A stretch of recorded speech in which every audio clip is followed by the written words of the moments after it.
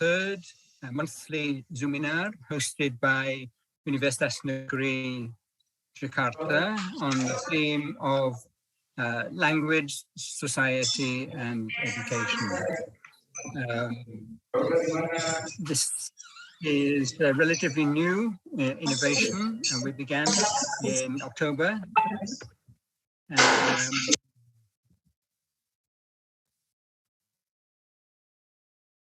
Invite the director of the Postgraduate Center of Universitas Negeri Jakarta, Professor Dr. Dedi Purwana, to say a few words before we begin the session. Thank you, Howell, and also thank you to Pak Faisal Madani, who has arranged this international Zoominar. This is, I think, the fourth time that Pascasarjana UNJ conducted international Zoominar through the kindness of my good friend Howell Coleman, who has a good linking with several experts, especially in English literature, language. And thank you to Dr. Tony Capstick, who is a special expert in language. So I believe Dr. Tony Capstick from University of Reading, United Kingdom, will share with us in terms of his research. Then I hope that all participants can enjoy what Dr. Tony Capstick will be sharing with us. So thank you, Dr. Tony Capstick, who has set a special time for us during your business activities. I believe your experience will be benefit for us. Thank you for Howell and also Pak Faisal, who has arranged this international monthly Zoominar, and we expect another coming international monthly Zoominar. Okay, thank you. Enjoy this meeting evening. Thank you, Dr. Tony Capstick. I will see you in Jakarta. Thank you. Assalamualaikum warahmatullahi wabarakatuh. To introduce our speaker today, Dr. Tony Capstick.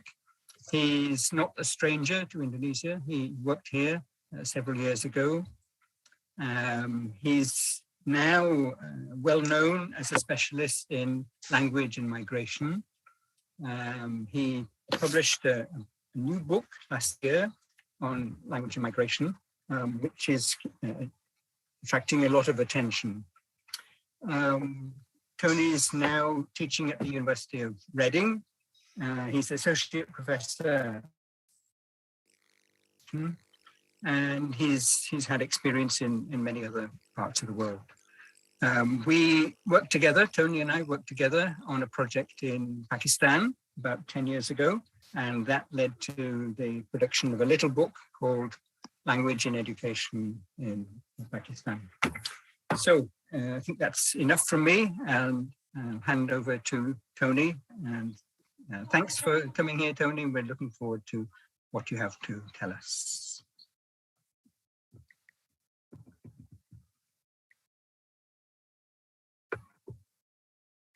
Are you there, Tony?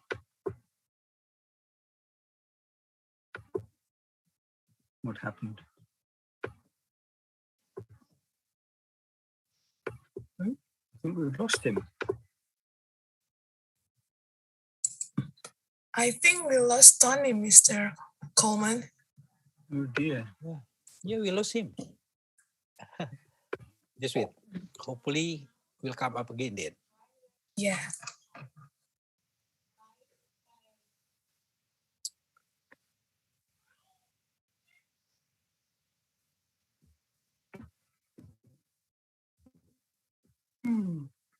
Because of the bad weather in England, that's why.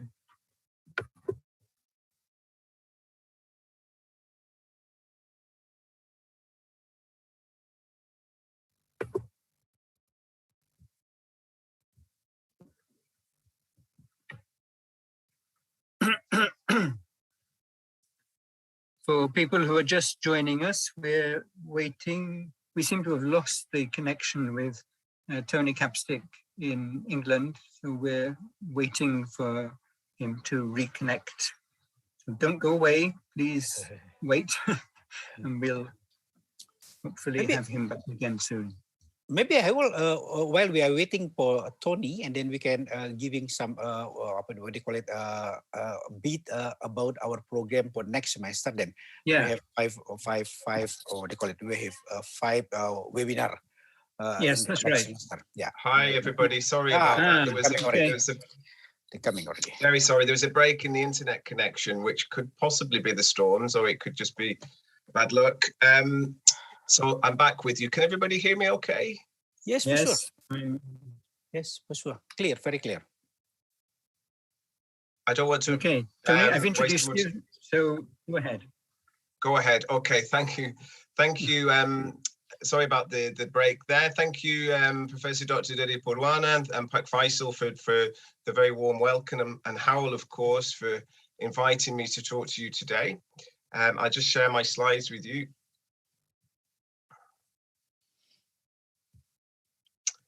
Can everybody see my slides okay? Not yet.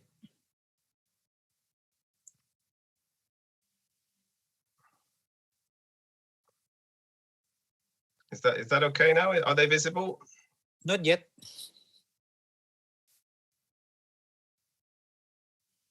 And can you see them now?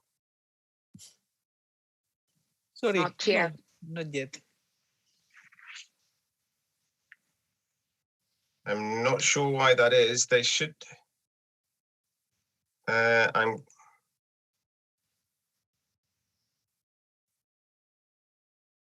about now? Yes. Yeah, okay. Yes. Okay. Already. Okay. Great. Okay. I hope that's the end of the technical hitches. Okay, great. Okay, so thank you again for joining us today. My name's Dr. Tony Capstick. I'm an associate professor of language and migration at the University of Reading in the UK.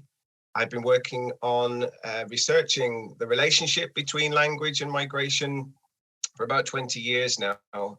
And I teach 2 modules at the University of Reading, one looking at globalization and language, which is a university-wide module.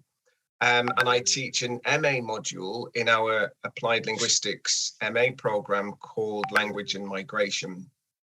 So I'll be talking about the research that I've done, but I'll also be trying to put that research within the context of teaching and pedagogy. How do we relate these very important issues relating to every part of the world? How do we embed those kinds of research projects in our teaching to help our students, whether they're students of language teaching, whether they're students of applied linguistics, or whether they're from other disciplines?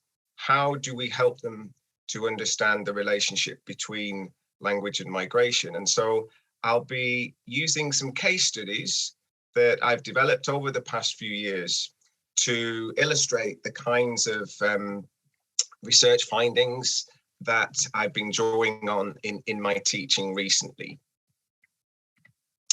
So as I said, I'll give a brief introduction to why language and migration, why is this relationship important, and how do we go about tackling the kinds of challenges that we face when trying to unpick the relationship between how different languages are used in real world settings.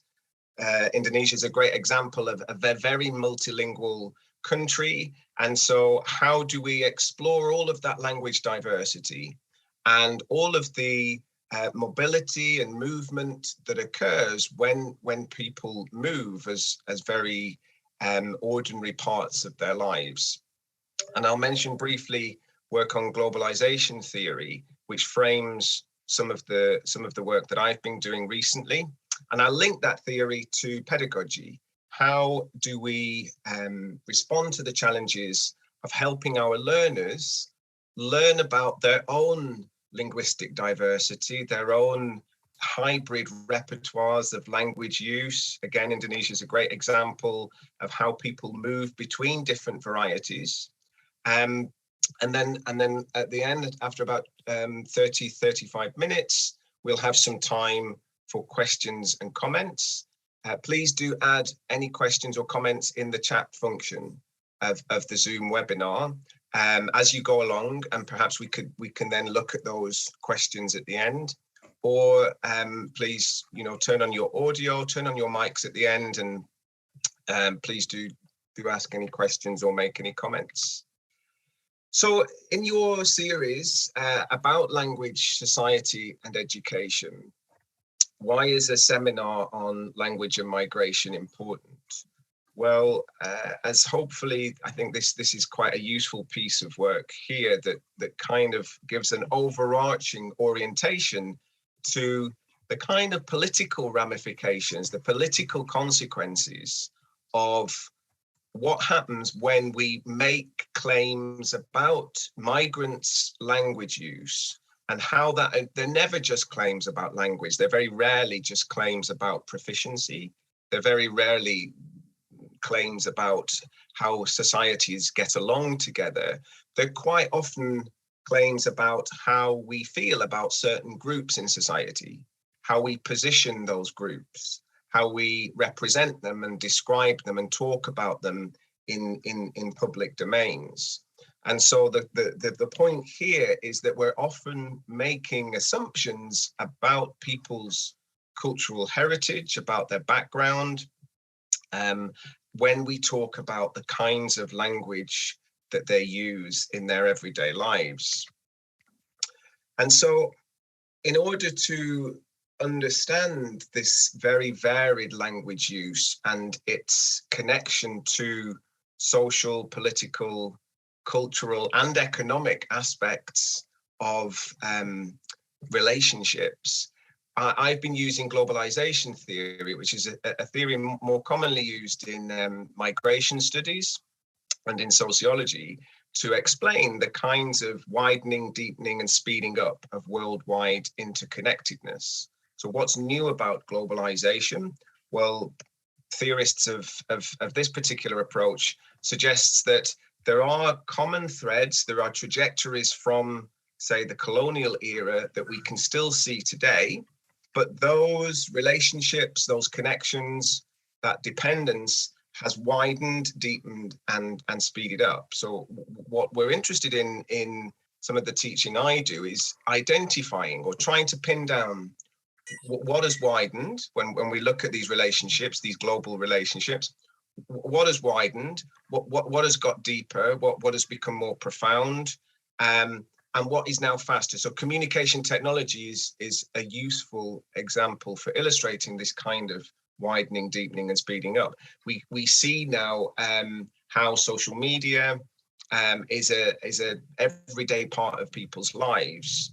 And so obviously language and communication mediates those social media connections. And so we can use knowledge from applied linguistics and use that to explore how these global relations now occur. What is, when people go online, what is happening to their relationships? How are they performing new identities? How are they sustaining kinship networks? And basically, how are they going about their day-to-day business, whether that's schooling or higher education? And what aspects of this are aspects of globalization and what aspects are not? And I found Howell's recent work taking a deep time approach to understanding human mobility as useful here. If we need to be able to say what is new about globalization, we need, I believe, and Howell takes a similar approach in his work, we need to look quite far back into our own history to find out how have these very ordinary kind of movements that people have always been making, how have they changed as different parts of the world are populated? And what happens when those societies become ever more mixed as a result of globalization? So what I've tried to do on this slide is show you some concrete examples of what that has meant in practice in terms of teaching about these global relationships. If we're going to go back in time and help our learners to trace some of these trajectories for themselves, what do they need to know in order to be able to do that in a meaningful way? And when and where do we bring in what we know about language into this very interdisciplinary research area?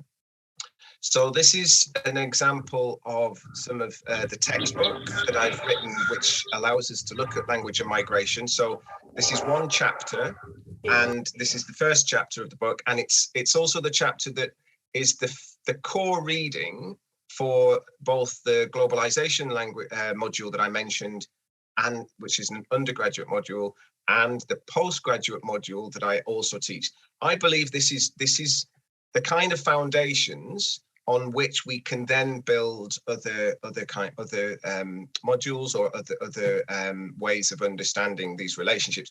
But first of all, students need to know what migration is. What is the relationship between migration and mobility? What do we mean when we talk about human movement? And for me, that's very clearly related to notions of the nation state.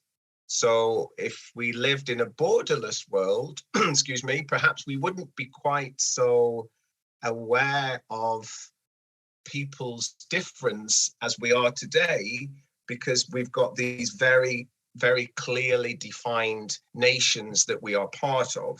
And because of those, because of nationality and nationhood and feelings of belonging to the nation state, which again, in taking a historical view, is a very modern phenomenon. If we take that view, then we need to understand people's relationship to their nationality and the government's perspective on what that means for citizenship, if we're going to be able to understand why migration is such a hot topic and how it's become so politicized recently. And so the idea of the nation state then is explored alongside other kind of earlier human migrations when we can see how people were moving around the earth, populating different parts of the earth well before people started to think about passports and border controls. And of course, one of the reasons that people have always moved is trade, sharing their resources, trading in those resources. And from those kind of early human connections around trade, we're able to trace the development of culture, different cultures, different practices. And of course, language is a really important part of culture. We perform our identities, our cultural practices emerge when we communicate with other people. And so in this chapter, I look at the relationship between writing and identity and how writing emerged in parts of the Near East and the Middle East, and how those writing practices are always bound up with ideas of who we are, why we are writing, and who we're writing for. And what's quite useful here is then to bring in kind of more recent concepts, looking at the ideas of linguistic capital and social capital. And those of you who are familiar with Pierre Bourdieu's work, trying to understand how different kinds of capital in that linguistic marketplace have different levels of status for different groups in the world. So why do people who have proficiency in a dominant language variety like English, like Standard British English, perhaps, as an example, why has that got so much capital, and what areas of life does it have status and prestige in, and what areas of life less so? And it's integral here to look at the relationship between capitalism and colonialism, and how those early imperial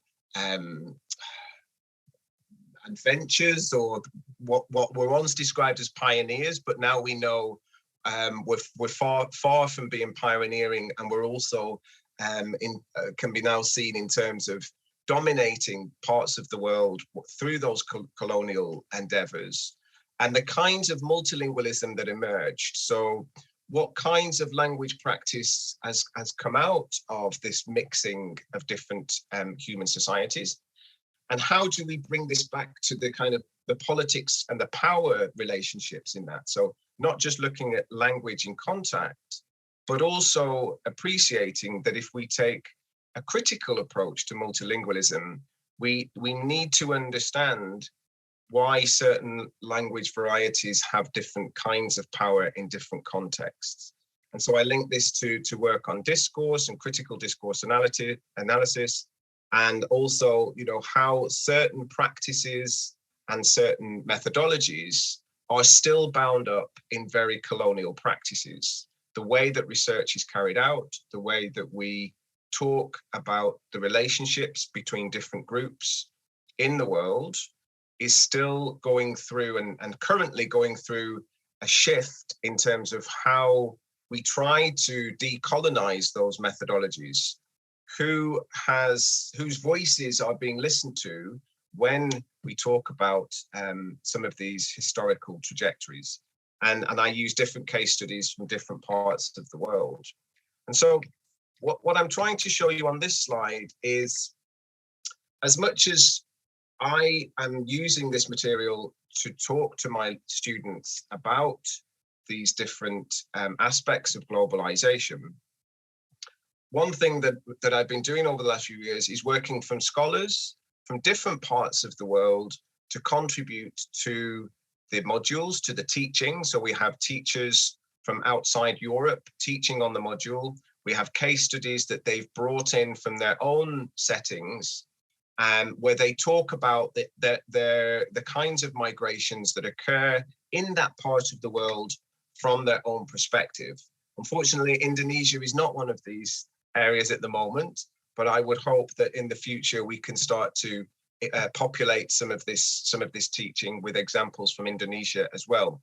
But what you can see is that there is clearly a focus around European migration, some migration from the Middle East. I do a lot of work designing teacher training programs for refugees and displaced people from Syria.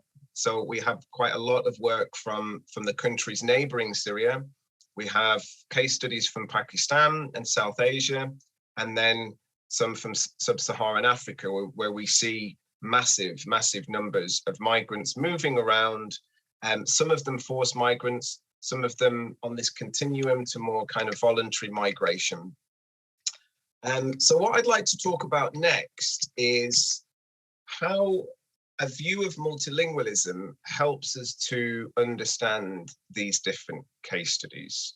So as I said before, we're not solely focusing on dominant language varieties, but we're trying to look at how people draw from across their linguistic repertoire when they come together to communicate.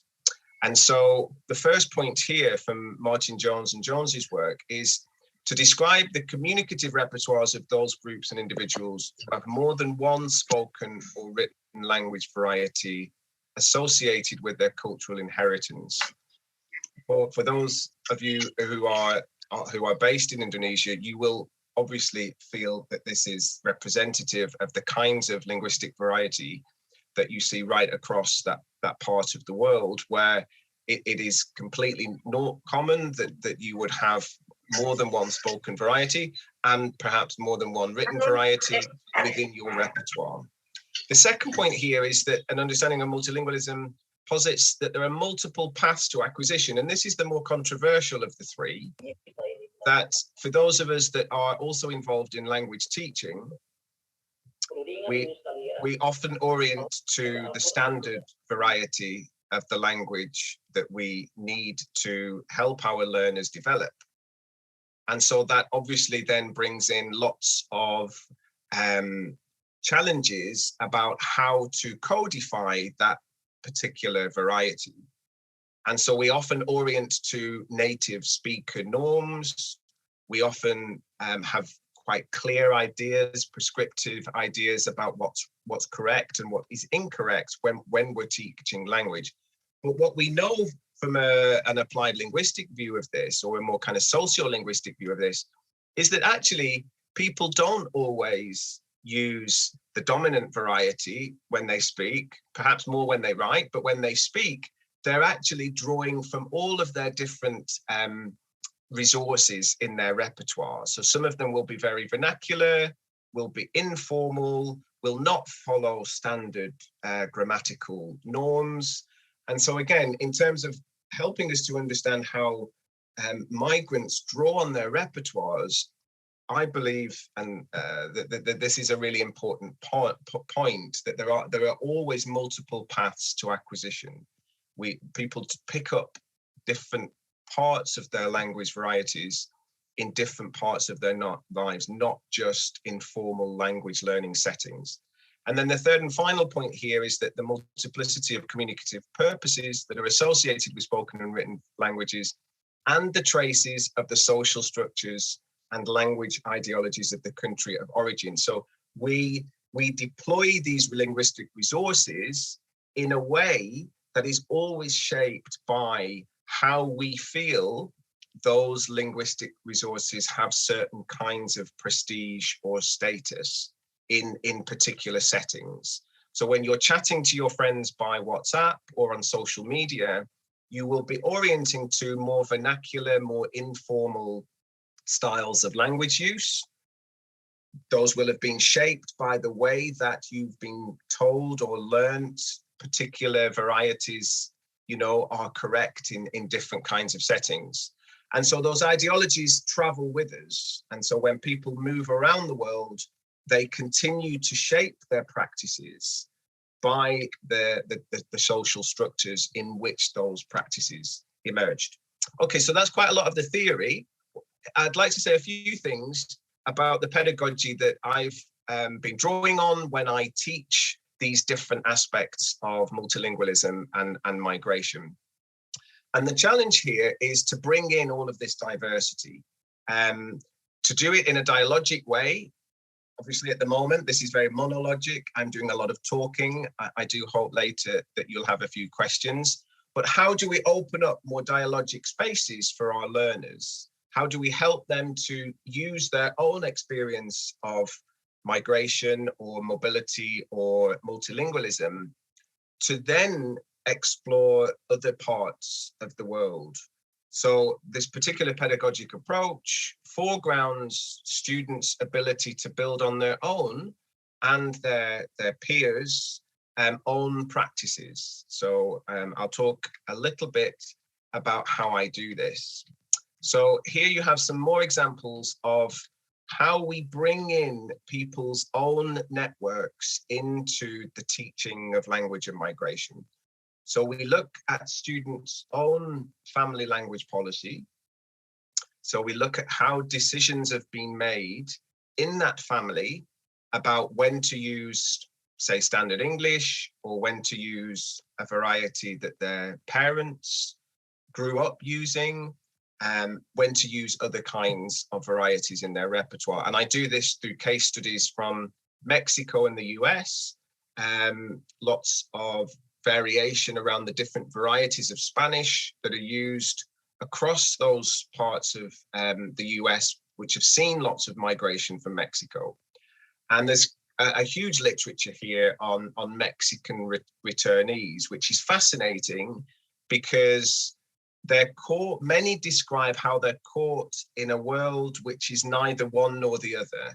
They've migrated to the US, they've returned to Mexico, but their friends and family in Mexico no longer see them as Mexican, but nor do they feel particularly American, North American, a US citizenship sort of identity. So here, this language is a really important feature here, and the Mexican government currently is rewarding quite, financial rewards for those Mexican returnees to become English language teachers. Again, in this quite a neoliberal agenda for using English in universities to push the kinds of standard varieties that are dominant in the US and use them in Mexican universities. So we look at case studies from there. Again, we look that idea of the nation state, which was introduced early on in the module. We start to look at work that describes the deterritorialization of the nation state, how the nation state no longer holds up to this idea as a very clearly defined, bounded entity when there's so much mobility, when people have dual or multiple allegiances to several nation states. What does that mean for notions of citizenship? So I look at all of this with the students through these case studies from the US, through case studies from the UK, looking at transnationalism and world Englishes, and how in the UK setting, we now have third and fourth generation Pakistani migrant families who are moving between both countries, or were before COVID, regularly, and living transnational identities where they have allegiances in both countries. And we're able to explore this through the language of new media. How when people go online, on Facebook or on WhatsApp or other social media platforms, how do they perform these different identities? And I did a lot of work in the past, working with migrant families in the northwest of England and in the Azad Kashmir region of Pakistan, trying to understand how those networks operate and the role of Punjabi, Urdu, and English in those networks. So again, those are some examples of the case studies. So as I get towards the end of the talk, what I'd like to mention here is this, go back to the idea of trying to take a dialogic approach to the teaching. So we still take a lecture seminar format to the way that the module is delivered, but it's not entirely 50-50, so that the lectures are combined with seminar activities. And I've given you an example of one here. So we take a key concept for that week. In the example here, we have language learning, which is a core part of the module, given that many of the postgraduate students are English language teachers. And the students unpack that. They look at the values that are related to language learning. They look at associated expressions. They look at the current debates to bring in that political element to how we understand the role of language learning when it comes to working with migrant families and migrant learners. And they look at the meanings, what different meanings to the individual students do they have when it comes to these core concepts. So these sociograms are a very useful pedagogic tool for starting to tease out from the students their different associations with some of the core concepts. And as I said, that kind of foregrounds the case study, the case studies that are then introduced later. How do we then connect this learning with other parts of the world? So as I said before, if we're going to have modules and textbooks and courses about language and migration, we can't only focus on the very sort of immediate context of our own setting. So how do we reach out to other parts of the world? Well, for the past 3 or 4 years, I've been running what we call World Englishes projects. First with the British Council in Pakistan, and this year with the University of Kurdistan Hawla in Iraq. And the idea of the World Englishes project is that students in Iraq or Pakistan meet with the students in the UK throughout the term, throughout the entirety of the module, and they explore together why different varieties of English, not just why, but how different varieties of English are used in those different settings, and then explore their wider linguistic repertoires. So the students in Iraq tend to talk about different varieties of Kurdish and how those varieties of Kurdish sit alongside Arabic in their context.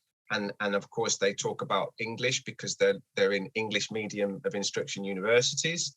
So they talk about that language ecology. And similarly in Pakistan, the students, they talk to the students in the UK about the different varieties in their repertoire. And what emerges from these discussions across the 11 weeks is how similar some of the written genres that both groups of students need to produce or need to master. So language is an issue, but obviously we have similar kinds of academic assessment procedures in both university settings. So the students then produce 3 blogs, and this is how the module is assessed. And they need to write up their conversations once they've had these 3 online meetings with their overseas counterparts. And they produce a blog at the end of each week after their online chat. So what are the blogs all about? Well, the blogs are designed to allow the students an opportunity to draw on some of the key concepts that I was talking about earlier. So those key concepts from the course book and from the module, they are then able to use some of those concepts to talk about their own language varieties. So they describe their own language varieties, and they describe the language varieties of the Iraqi counterparts in their group. In the second blog, they explore the different genres of English that they write in. So lab reports, essays, critical literature reviews. Again, even though these are very different parts of the world, what emerges from the conversations is that they're having to produce very similar genres when it comes to written assessed work in their university. And this allows them to then, in the third blog, get into something at a sort of higher level about globalization. Why are these genres of English so dominant? What are the features and conventions of these genres? What does it mean to produce a good, high quality essay, say in English, for your university program? So they're able to then draw on the spread of English, deal with concepts like linguistic imperialism alongside how English provides access to information and research. I'll end with a final assessment in which I work with the students, the postgraduate students, on a case study with a local charity that works with migrants and refugees. So in this assessment, they don't write blogs. This is a completely different assessment. The students on the MA program, they carry out a case study with Reading Community Learning Centre, which teaches migrant women English. Marginalised, isolated migrant women in Reading, which is the town that I live in. They're provided with English language classes, and our MA students visit the centre, they volunteer, and they carry out some very not in depth, but a fairly sort of rudimentary case study of what kinds of language learning occurs in the centre, and why do these women, these learners, need that particular language in their everyday lives. And so this is where I'll end now, because there's quite a lot of information here. This is what the case studies try to pull together from our conversations about language and globalization. So they are able to then to say a little bit about education, how English fits into the language learners' wider education trajectories. Do these women want to go back to work? Do some of the refugees, once they've got their indefinite leave to remain, are they then able to go into education themselves? Also, what kinds of relationship between language and employment can the students identify? So the case study allows them to link some of the concepts in the module relating to language and power in workplace settings, relate that to the different jobs that the learners then go into. And finally, issues around well-being. So many of the learners in both of the agencies feel very isolated, and there are high levels of loneliness and vulnerability in some of these groups. So again, what's the role of language in trying to help people feel closer to their neighbors? When people are isolated in society, what role does language play in trying to help those learners develop some, in our case, proficiency in English, to then be able to become part of a local network? Okay, so there's a lot of information there. I appreciate that's an awful lot in 40 minutes. So I'll stop, and hopefully we've got time for questions either about the case studies or about wider relationships between language and migration. Thank you. Thanks very much, Tony. It's absolutely fascinating, and it's brought up all sorts of thoughts in my mind. And to talk about something very personal, as many people here know, I've been in Indonesia off and on for 50 years, and I'm in the process of applying for citizenship. And at the same time, I'm trying to write a sort of autoethnography about what I've done in order to acquire Indonesian language, and what I've been through in order to become what I think I am, which is a sort of Indonesian. So what you've been talking about is very relevant for me. One question I have is, when your students interact with people in Iraq, what do the Iraqis get out of this? I mean, it's clear what your students get out of it, but what do their counterparts in Iraq get out of it? Good question. From the feedback that we've had this year and last year from the Iraqi students, it's been quite a powerful way for them to be able to share what's happening in their country with a wider audience. This isn't the first time I've heard students in countries that are either post-conflict or have experienced some kind of conflict tell me that they feel as though having that connection with people, of course, there are the Iraqi students feel as though learning more about the UK is a real opportunity, but they're so pleased that people want to learn about Iraq.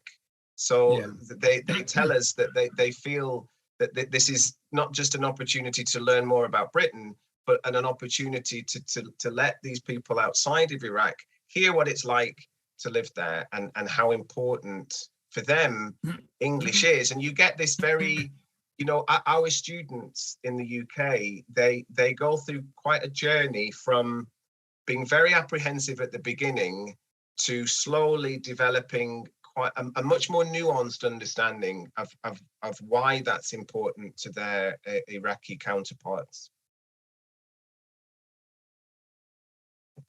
Right, thanks. I can see the relevance of that. I see there's one question from Mukhlas Suseno. Would you like to ask the question, Bat? Mukhlas? His question is... Yes, Pak Kleiman. Go on.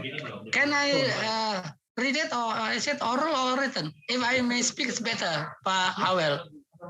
Go ahead, anyway, Bat. Okay, I have two questions actually. That's number one. Yeah. Tony, glad to follow your research. I am interested in your book. I wonder if I can read it. Yeah, I just can read about your book about this. Later, I hope I can read it. Look, Tony, my question is about the traditional terms of language learning. and language acquisition, acquiring language and learning.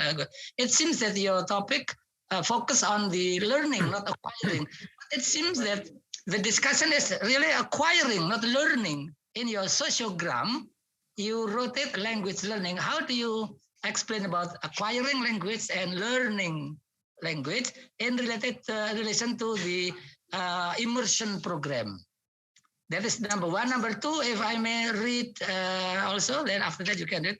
I remember when I follow your discussion, I remember about a book which I read a few years ago. It is about Imagine Communities of Benediction or something.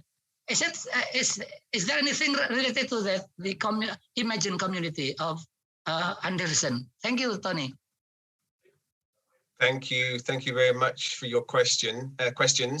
I'll take them in order. So the first question about acquisition, I leave acquisition alone in my teaching, mainly because I'm not trying to help the students understand how individuals acquire different varieties or how they necessarily become, even how they become better. What we're interested in is the political dimension of that. Why do governments and local authorities and people who make decisions about immigration, why is language important to them? What are the political consequences? And so learning and the mechanisms for learning, teaching, classrooms, schools, the kind of infrastructure is what I'm referring to, I suppose, when I talk about language learning, rather than the kind of cognitive or even social processes of, you know, what does one individual need to be able to do in order to then become proficient in a particular language community. So I think it's for me, language learning, language teaching helps the students locate the social and political dimensions of that, rather than maybe looking at acquisition, which is quite different for the fit with migration. And then there's your second question about Imagine Communities. Well, that's a really important text. It's on the reading list for the postgraduate module. And it's a core reading because, as you say, it's central to how we understand the expectations that the state have for us as good citizens. And I think it's Benedict Anderson that wrote Imagine Communities. I think that one of the useful orientations in his work is that so much of how we perform these belongings is socially constructed, is something that we learn over time. We learn from our families, we learn from the media, we learn from our friends. And so that idea of an imagined community, which is a sort of powerful expression, isn't it, for understanding how we fit into these into the different societies. I don't know, does that answer the second question? Right, Muklas. Oh, he's disappeared. Thank you, Tony. He's there. Okay, there you go. I can contact you with your email.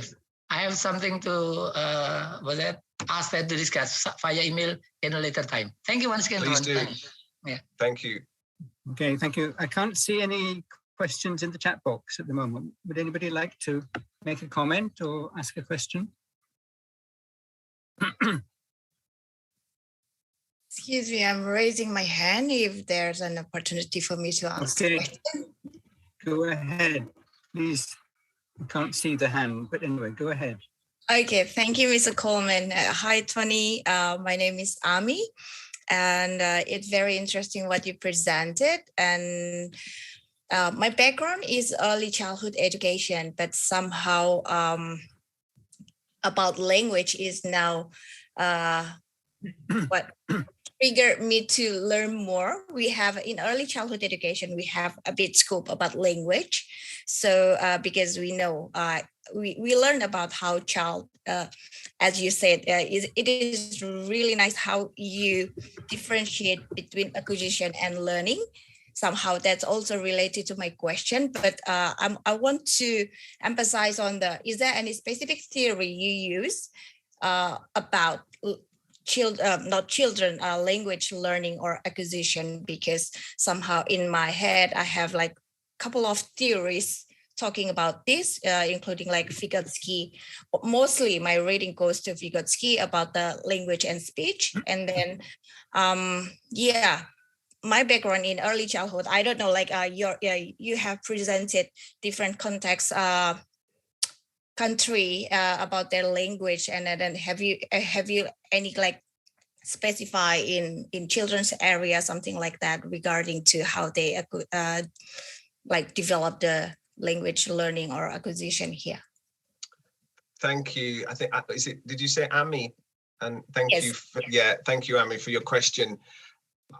I suppose if I was to say, who do I work most closely with, whether, children, adolescents, parents, adults, I'd probably say I try to look across families. I mean, I'm very interested in how migration is a really important part of family life.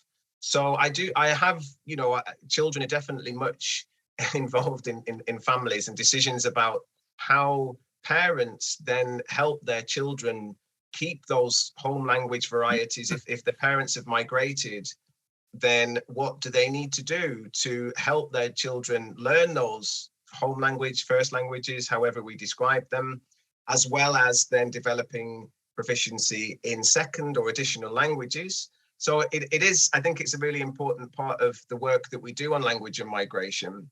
In terms of theories, I mean, Vygotsky is always useful when we think about where in that zone of proximal development that he talks about, where do these different proficiencies and varieties kind of sit?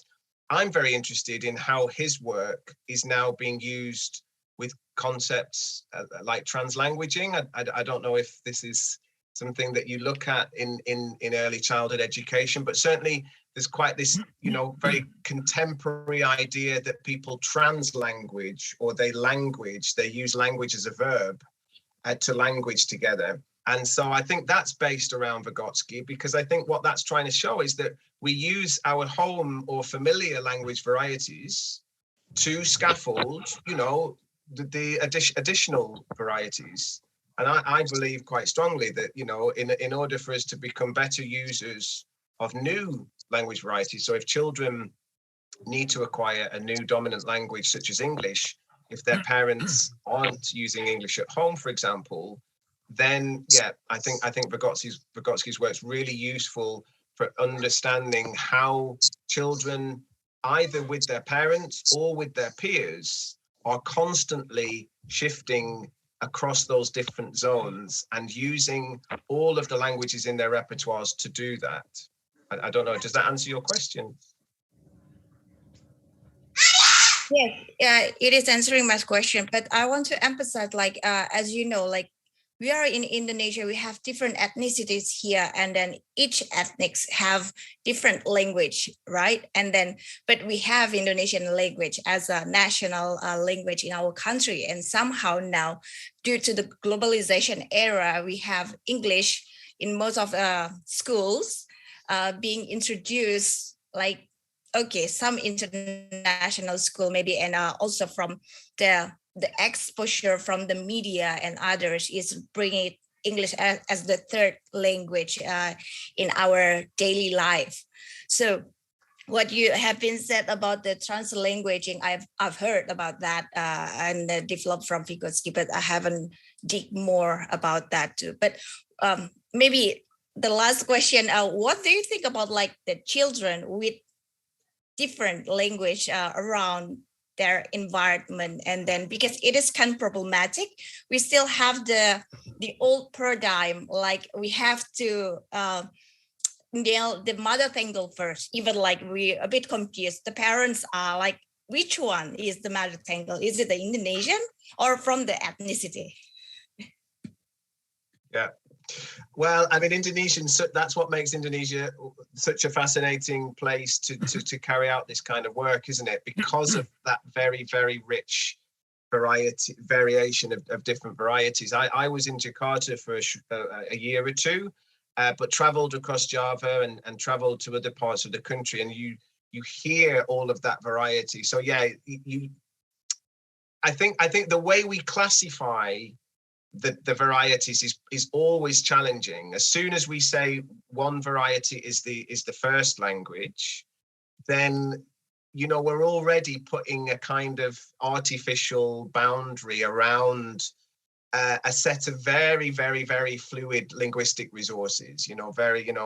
People in Central Java will be using different varieties in ways that people maybe in Jakarta will be using different varieties. So I think these are always political decisions. They're always decisions about power and why do we want people to learn English?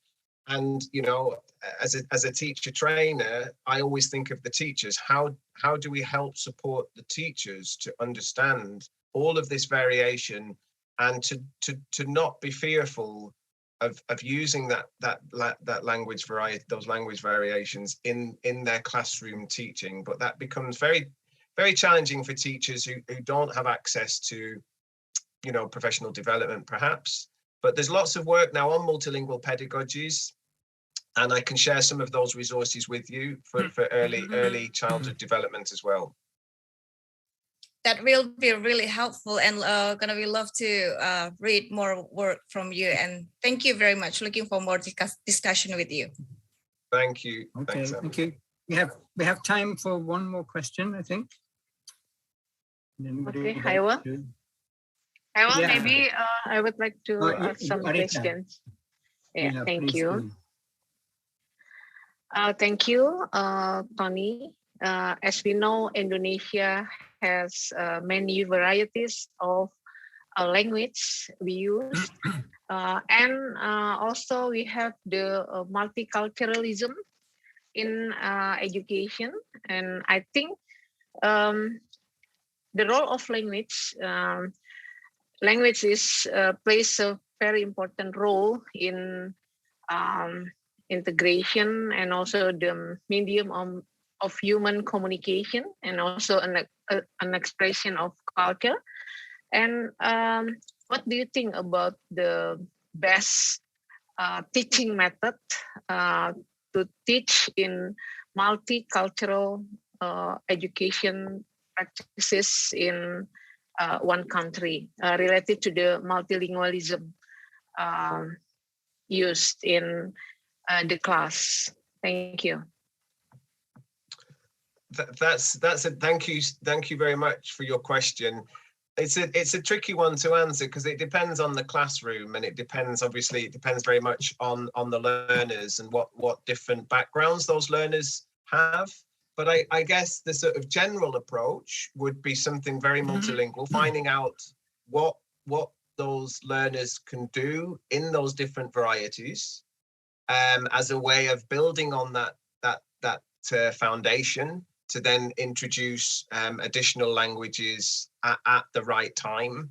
So I guess it's a sort of multilingual approach to doing quite a bit of work around finding out, what can the learners do, whether it's in speaking, whether it's in reading, writing, listening, what do they need to be able to do first in those varieties that are familiar to them, ideally be able to write using those varieties, and then building on that to then much later on in their schooling life, at the appropriate time with the right resources, bring in additional languages. So that would normally mean English as a subject quite a bit later on, not too soon, but making sure those foundations are laid.